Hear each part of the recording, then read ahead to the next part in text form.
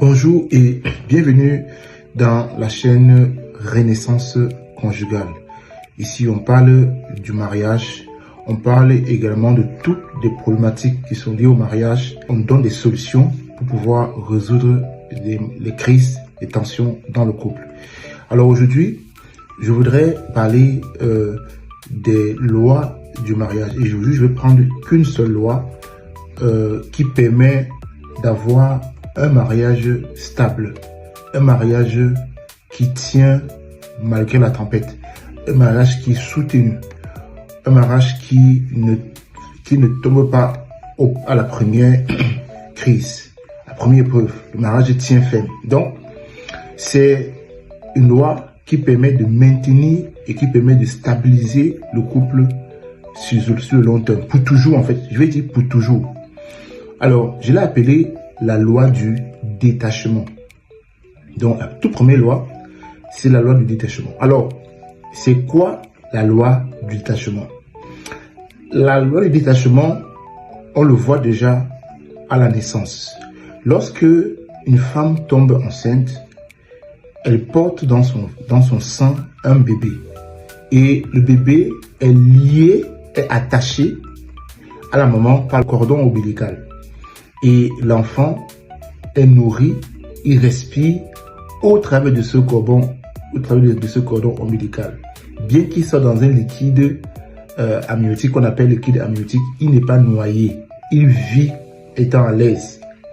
Pourquoi? Parce que il respire, il vit grâce au cordon ombilical qui est lié à sa mère.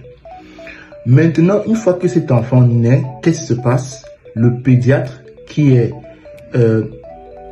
a permis l'accouchement, il va séparer, il va détacher l'enfant de sa mère qui était lié au cordon ombilical. Il va couper le cordon ombilical. Ça, c'est le premier détachement qu'on voit entre la maman et son enfant. C'est le premier détachement. Et figurez-vous que, imaginez maintenant, un enfant naît et qu'on ne coupe pas son cordon ombilical. Et à 6 mois, il a toujours son cordon. À 1 an, il a toujours son cordon. À 5 ans, on voit l'enfant avec son cordon ombilical et sa mère. On voit donc qu'il y aura un problème. Ça n'ira pas. Ça n'ira pas. Pourquoi? Parce que comment la mère va se laver, comment l'enfant va... Ça ne va pas. Ça ne va pas en fait. Ça ne va pas. Donc, la nature nous montre que lorsque, pour le bien-être de la maman, pour le bien-être de l'enfant, il est bon que le cordon ombilical soit coupé. C'est le premier détachement qu'on voit chez l'enfant. Alors, deuxième détachement, on le voit une fois que cet enfant, avant que je parle du deuxième détachement, une fois que l'enfant est séparé du cordon ombilical, il va commencer à s'alimenter, maintenant au travers du sein de la maman. Il va consommer du sang. Et après plusieurs mois, il peut faire ça dépend des parents, il y en a qui donnent exclusivement au lait artificiel, et il y en a qui donnent, mais il est conseillé de nourrir avec le lait naturel, le lait maternel, le meilleur lait. Alors, l'enfant va téter pendant 12 mois, pendant 24 mois, pendant 36 mois. L'enfant va téter, il va prendre le lait chez la maman. Et à un moment donné, l'enfant, plus il grandit, plus il va se détacher du sein de sa mère. Maintenant, prenons un exemple. Un enfant qui ne se détache pas du sein de sa mère et qu'à 10 ans, il est toujours en train de téter au sein de sa mère. Ce n'est pas normal. Donc, on voit que cette loi s'applique encore une fois, de nouveau, quand l'enfant grandit. On voit que la loi du détachement s'applique. L'enfant se sépare du tété de sa maman, qui, en tant qu'adulte, tète encore le sein de sa mère. On trouve que c'est normal. C'est pas normal qu'un adulte tète encore le sein de sa mère. Donc, on voit que la nature nous enseigne qu'à un moment donné, l'enfant se détache du sein de sa mère. Pourquoi? Parce qu'il a grandi. Et comme il a grandi, il ne doit plus s'attacher au sein de sa mère. Troisièmement, maintenant, toujours dans la loi du détachement, il grandit, il est dans la maison de ses parents.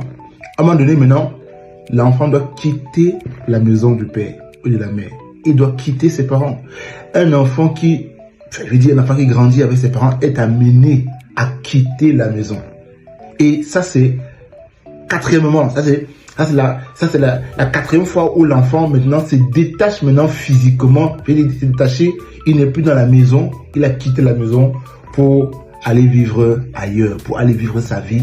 Maintenant seul, il est assez grand, il peut se débrouiller seul, il n'est plus un enfant. Ça c'est l'étape 4 de la loi du détachement.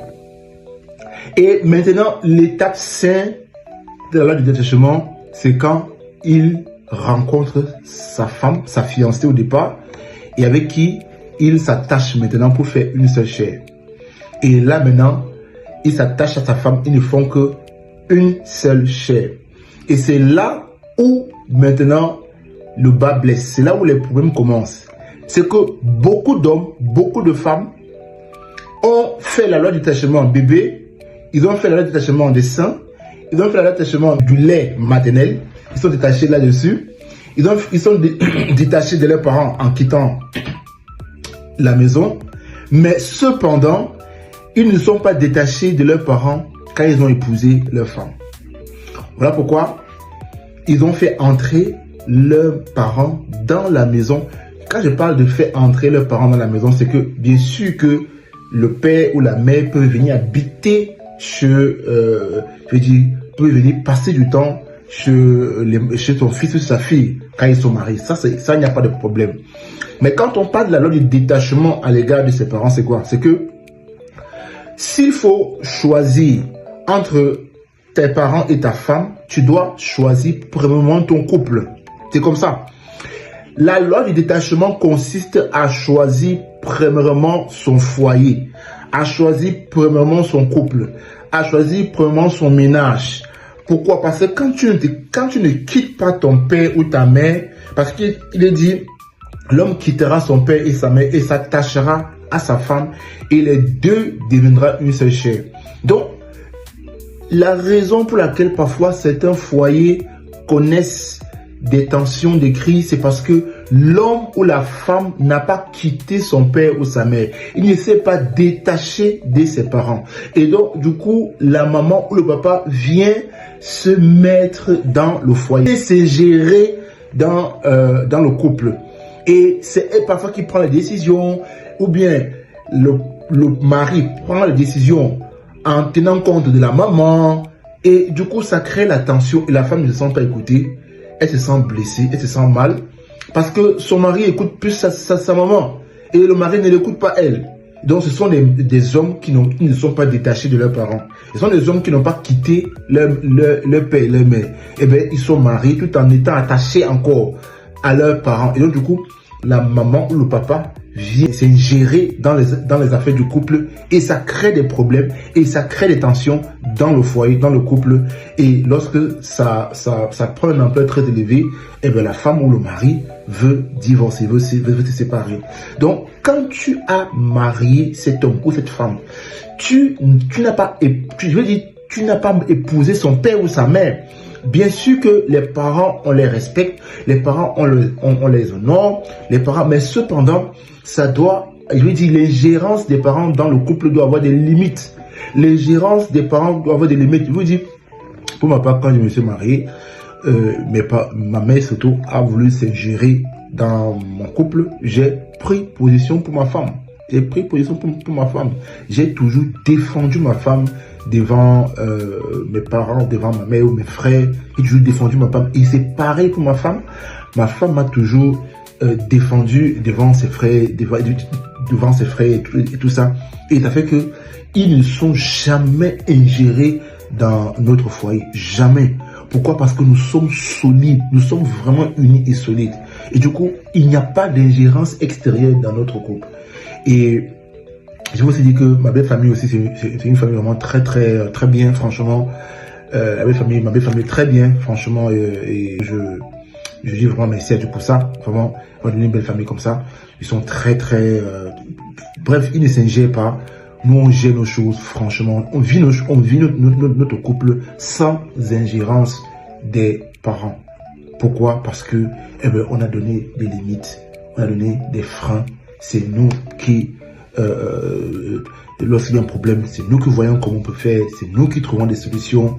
Et ça fortifie le couple, ça rend solide le couple, ça rend le couple ferme face aux épreuves, face aux situations difficiles.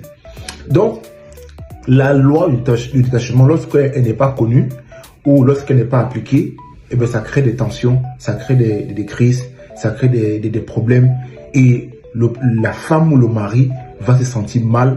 Et plus les parents vont s'impliquer, vont être présents, ça peut finir par détruire le couple et amener à une rupture, une séparation et aboutir à un divorce. Donc, vous qui allez écouter cette vidéo, vraiment, si vous n'étiez pas détaché de vos parents, détachez-vous. Vous avez vu, je suis parti depuis l'enfance. J'ai pris l'exemple de l'enfance. L'homme, j'ai dit que lorsqu'on est, on se détache. On se détache. La nature nous a expliqué, j'ai expliqué par la nature. On est toujours appelé à nous détacher de nos parents depuis la naissance. Et donc, de la même manière, quand on se marie, on doit se détacher. On doit couper le cordon ombilical qui nous lie encore avec nos parents pour pouvoir vivre notre vie avec notre femme ou notre mari. Donc, si vous avez aimé cette vidéo, vous pouvez liker, vous pouvez vous abonner, vous pouvez partager. Ce sera une très bonne chose. Si peu, je vous souhaite de passer une très bonne journée, une très bonne soirée pour ceux qui me regardent le soir et au plaisir de se retrouver dans les prochaines vidéos pour une autre loi. Sinon, portez-vous bien. Au revoir.